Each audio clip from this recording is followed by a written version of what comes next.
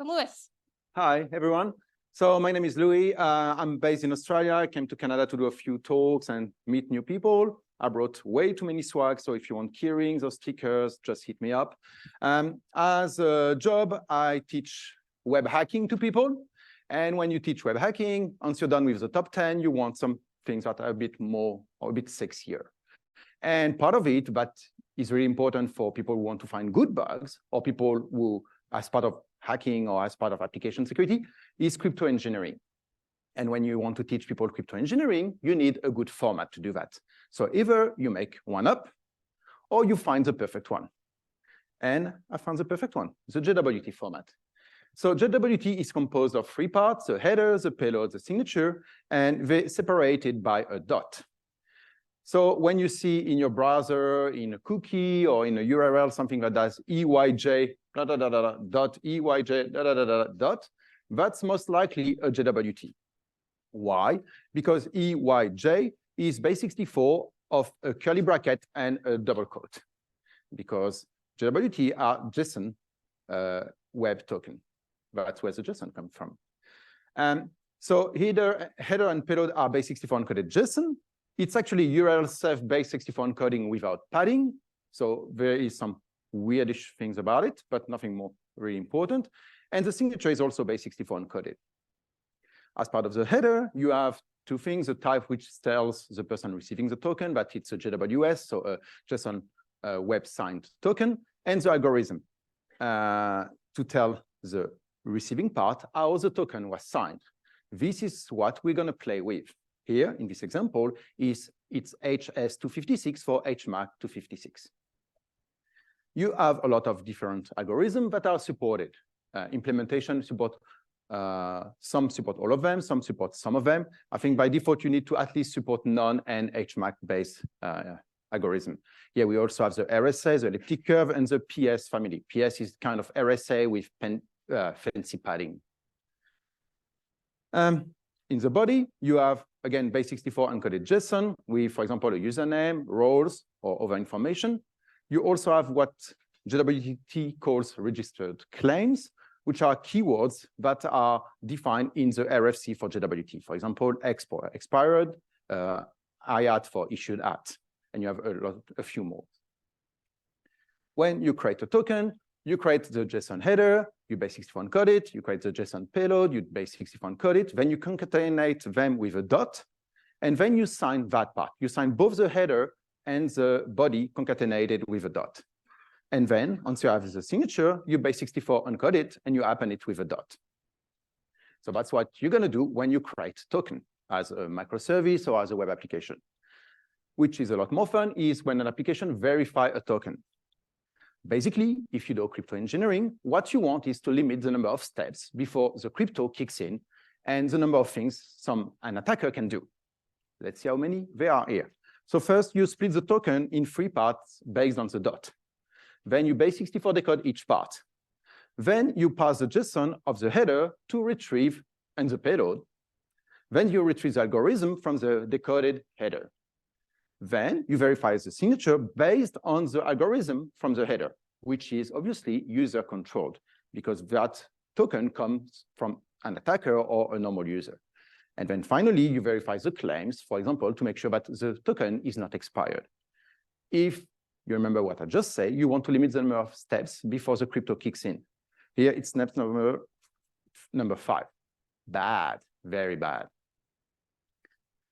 When as an attacker, you're attacking JWT, your main goal is to bypass the signature mechanism or find a way to be someone else.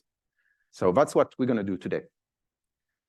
One of the very common issues, surprisingly, is that people have JWT and they don't verify the signature. Some libraries have two methods, decode and verify, and people use decode because that's the one in the documentation, and decode doesn't verify. So that's bad. Basically, you have a signed token. You use the signature for security, but you don't verify the signature. Or people just forget to reinforce the signature after disabling it in production or something like that to do some quick testing.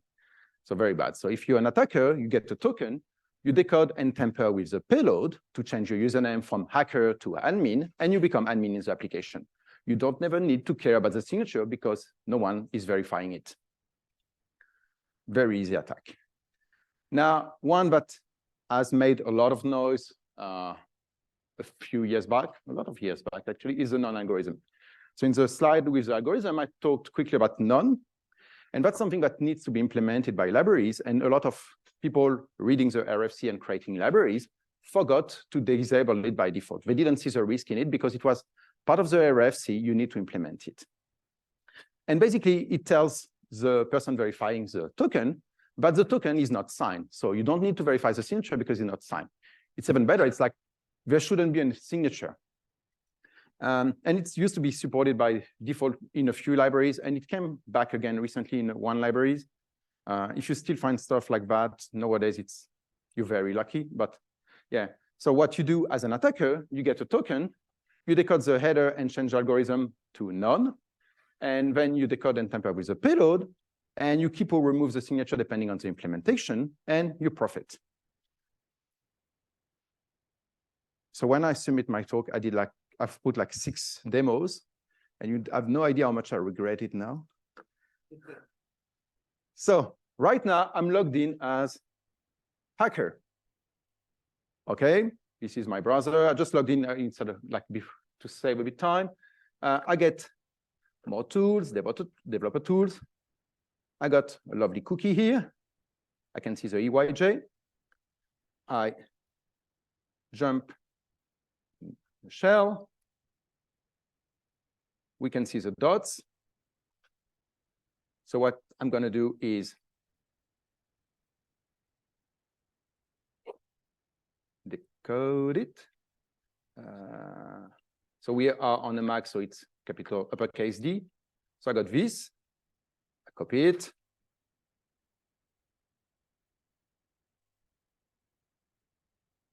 I re-encode it just by changing the algorithm.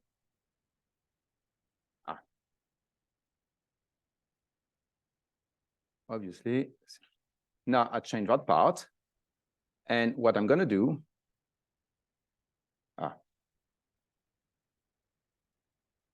is remove the signature, copy all of that,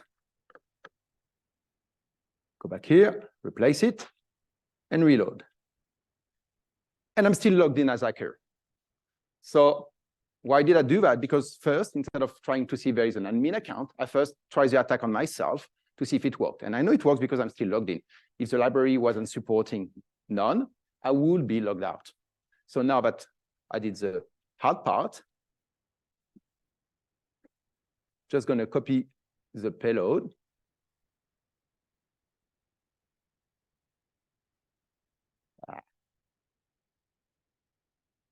And see here, some of the JSON is missing. That's because it's URL safe encoding without padding. So let's add the padding, equal sign in base64, and now we got the full thing. We're going to copy that.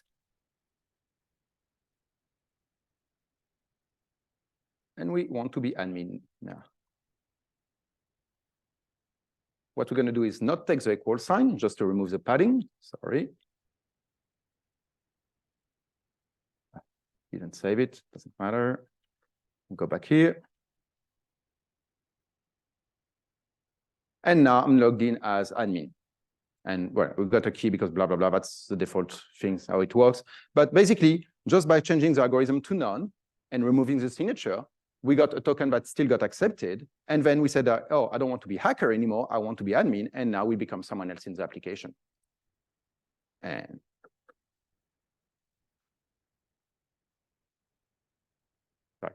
another one is people use trivial secret. So when you use the hmac, the strength of the signature depends on the strength of the secret. And people do bad things, just to put secret as a secret, or maybe the framework as a hard-coded version that uses secret. And the good thing as well with that is that you just get one token, then you can spend 6 months offline cracking it, then you get the secret, and then you come back with a tempered token as someone else. And for someone doing incident response, they only see 2 requests coming from you. The first one to get the token, and the one as someone else. And as people say, no logs, no crime. Tough crowd. And you can do that with Hashcat. And so same thing, you get a token, you brute force it offline, so no logs, and until you get the same signature, and then you tamper with the payload and you reassign the token since you have the secret and you're logged in as someone else. Algorithm confusion is probably the coolest thing about JWT. So a lot of text. So when you are an attacker, you pick, again, what algorithm is used by the person receiving the token. And when you sign with hmac, you sign with a secret, and you verify with a secret. When you sign with RSA or elliptic curve, you sign with a private key, and you verify with a public key. Now, let's say I'm a bad guy or bad person.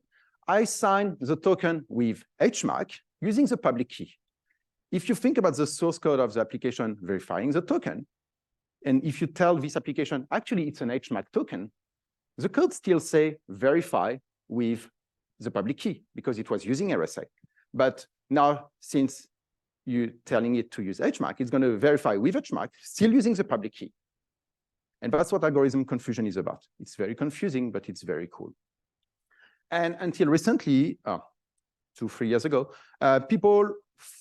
most people thought you needed to have access to the public key to get to exploit this. And it's hard to have access to the public key. You can find it in documentation because it's public. You can maybe reverse like an Android app or an iPhone app.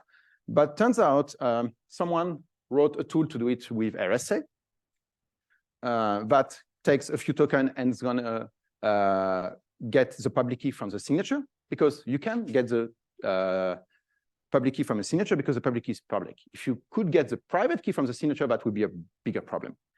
And recently we published something with ECDSA, because I don't think it was really well known, is when you sign with ECDSA, you can recover the public key from the signature. And that's how Bitcoin or Ethereum work. But basically, you don't have the public key inside the transaction. You just have the signature, and they got an extra bit to say if it's because you extract 2 public key, and they say, if it's 0, you're going to use a odd one, or the even one if it's 1. And so this is how you do it using, that's probably Python. Yeah, in Python, basically you just get the signature, you split it, and then you take the 2 parts of the signature, R and S, and because it's ECDSA, and then you can basically use most good ECDSA libraries have a way to recover the public key because it's needed by Ethereum or any, like most blockchains. So you can just recover that, and then you sign your new header and payload using that key you recovered, and you don't forget to change the algorithm to hmac, and you also change your username to admin. So basically, if we look at that with ECDSA, there is a little typo. It should be ECDSA here. What we're going to do is get a token signed with ECDSA. We're going to recover the public key. Then we're going to decode the header and change the algorithm from ECDSA to hmac. We're going to tamper with the payload, and we're going to sign the token with the ECDSA key. Sorry, there are 2 typos. So if we do that, so we're going to jump. So we can do. I don't know where I'm going with time. Anyway, so with RSA, let's do it with RSA. You just use this little program, RS to sign, and you give it 2 tokens. And from 2 tokens, it's going to recover the public key and even sign new tokens for you. Taking a bit of time. In the meantime, we can do next to it.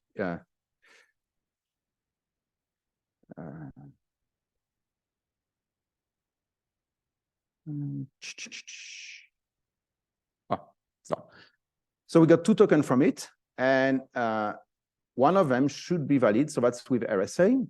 We can copy it. That's this one. So again, we go to tamper with our cookies.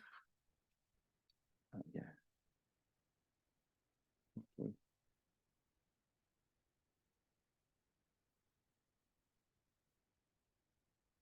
And it didn't change your username because by default, the tools doesn't do that.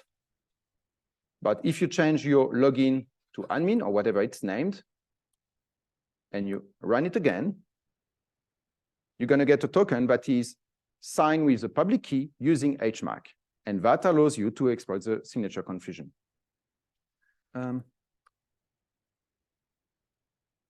If we go there, so here, the RSA one is still turning. We're going to go to the ECDSA one.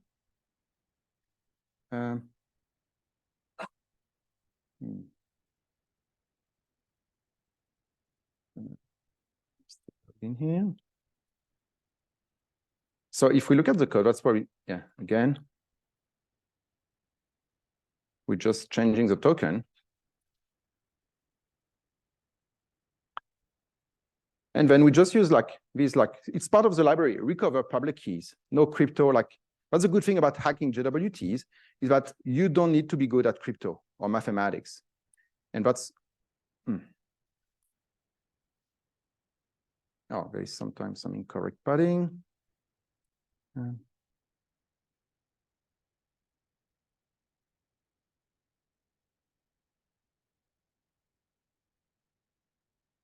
Sometimes the library complains about padding.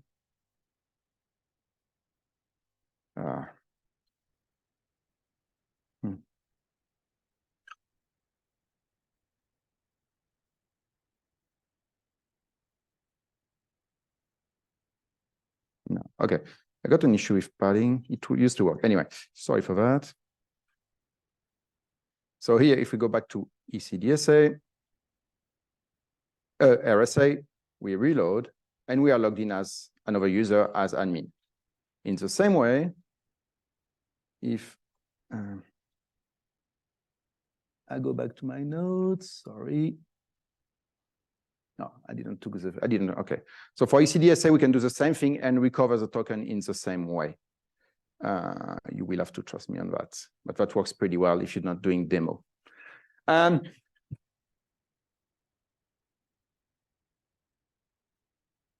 Another thing people do is, as part of the header, you have something named key ID.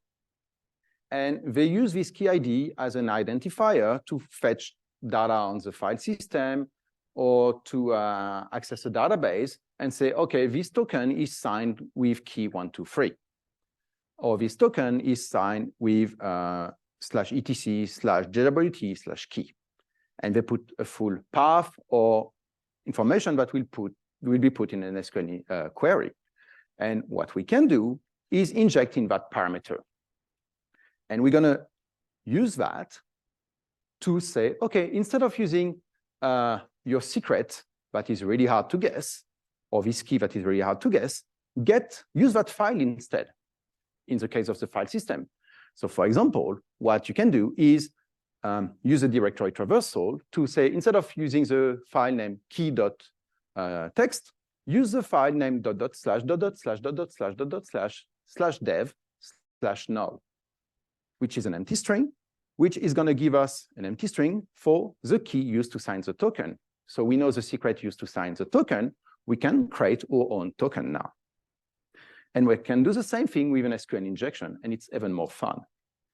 So what we're going to get, we get a token. We decode the header and change a key ID with an SQL injection. Then we tamper with the payload because we want to become another user. And then we sign the token using the return value from the SQL injection. So basically, you're using an SQL injection not to dump the database, just to return a value that is predictable.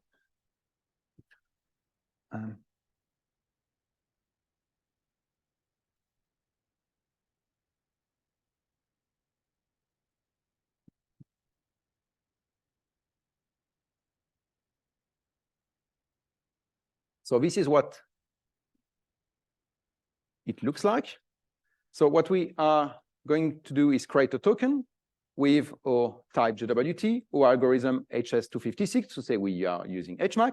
And then in the key ID, we're using ZZZZ, single quote, union select AAA.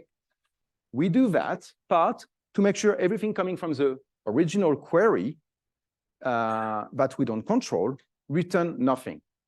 So we put a dump value, but make sure that everything from the original query doesn't return anything. And then we put on value, and then our secret is AAA, so this value here, and we sign here with our secret. We get a token. We can copy it and hope I'm luckier this time. Again, you can do a lot of hacking in your browser without any other tool. We replace the cookie, we reload the page, and now we are logged in as admin. Just because the application took a token, fetch, base64 decoded everything, fetch the key ID, use the key ID in an SQL query, the SQL query returned AAAAA, thanks to our injection, and then the application use AAAAA, the return value from the SQL injection, to verify the token. And this allows us to become anyone we want.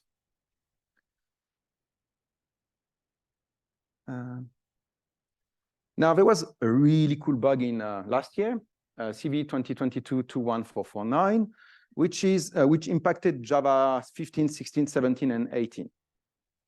Basically, when you have an ECDSA signature, you have two components, R and S. And if you read Wikipedia, or if you're good at crypto, I read Wikipedia, just so you know. R and S should never, ever, ever, ever, ever be 0. Because it's basically, imagine like a big equation where 0 times something equals 0 times something. So the signature always returns true.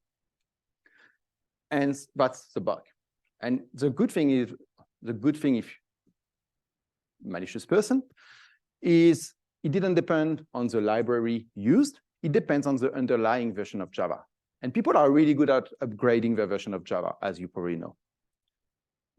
That was sarcasm, just in case. So this is basically what it looks like if you want to be like an exploit writer. You just use a library named ECDSA. You can do it in Python. Ruby is much better, but what you do is you use the ECDSA library. You create a signature with both R and S set to 0, and then you base64 encode you URL safe base64 encode without padding their version of this signature, and you get the better version, the Ruby one. So you do the same thing in Ruby if you prefer Ruby, just a bit more readable, and you get that. So if you have web app running Java with JWT and you still have logs, you probably want to grep for that. It's a pretty good string to look for, to know if someone tried to exploit that. So what we're going to do is try one more time. So I'm currently logged in as test@pentester.com, more tools. Oh yeah, I'm so running out of time. I'm going to get kicked out. And my cookie disappeared to add to it. So the bad thing with me is I love JWT and I can talk about them for hours, as you can probably tell already. So I got my token signed with ECDSA. I'm removing almost all the signature. I copy that part. I remove the rest. Copy that part, get back into my browser, change that, reload, and I'm still logged in as test@pentesterlab.com, but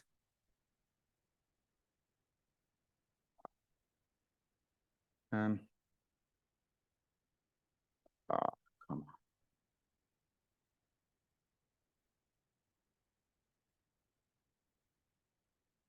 on. Okay, I'm copying that.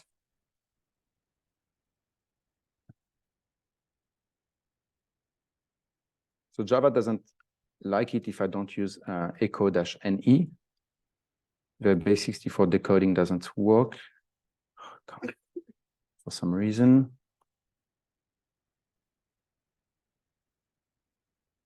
Hopefully that's going to work.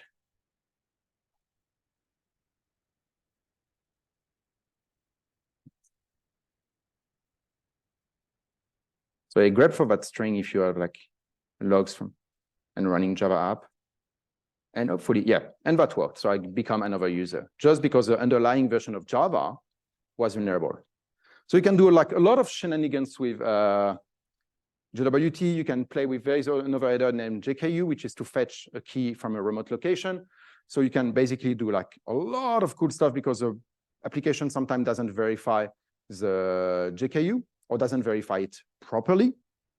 So for example, like a good one is people want to use trusted.example.com, but people are terrible at regular expression. So trusted.example.com works because they forget to escape the dot in the regular expression. That's a big classic. I see like people nodding. Like, and I'm going to and keep a positive note for the end. So for the blue team, good luck. Now, use strong keys and secrets. Make sure you have script that check that none doesn't work. Don't store them in your source code. Make sure you have key rotation built in. It's really easy to set up at the beginning. To build it back at the end is really hard. Review your libraries and pick one that is simple. Make sure you check the signature. Make sure your token expire. You don't want to sign things forever, so you need to have tokens that expire. Enforce the algorithm, so manually check the algorithm to make sure it's right. JWT are complex and kind of insecure by design. They are a great tool to learn like web hacking because like I didn't say anything about mathematics. I didn't even show you an equation. And we still broke some pretty cool crypto today, mostly me. But and they introduced like JWT, like really interesting bugs, And apply crypto if you hate mathematics like me. Apply crypto is still very fun and you should look into it because yeah, it's really cool. And thanks for your time, everyone. And hope you had fun.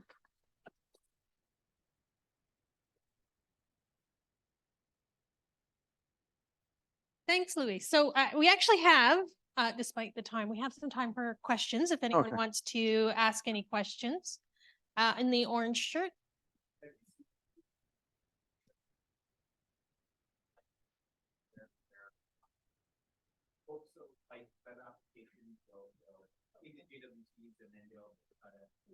Put that in Java, like deserialize it in class, and then stuff happens there. I haven't seen that, and I wish I did because that's one of the things I want to like do. See that? Because I haven't seen that in real application, so that's why I didn't create like labs to teach people that. But that's definitely an area to attack. But JSON parsing is usually a lot better than YAML parsing and all those formats. Like if JWT could be worse, it would be named YWT, and it would be using YAML. All right, in the gray shirt. Yeah.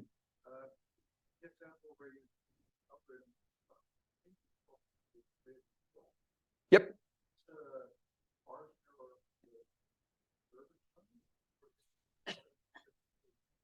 So it's part. I would say, so you need the dot, definitely, because what most library do is they split on the dots, and if they don't find free parts, they're very unhappy. So you may find implementation but still let it through, but most of the time you need to keep the dot at the end. And that's a mistake a lot of people make, is like they remove the dot and they get an error message and like, oh, damn it, it doesn't work. All right, any other questions? All right, just a reminder, the talks will be on YouTube at a later date. So if you want to go back and review this talk or any other talks at your own pace, you can do that in a little while. So thank you so much, Louis. No worries. It was a pleasure having you here. Thank you for having me.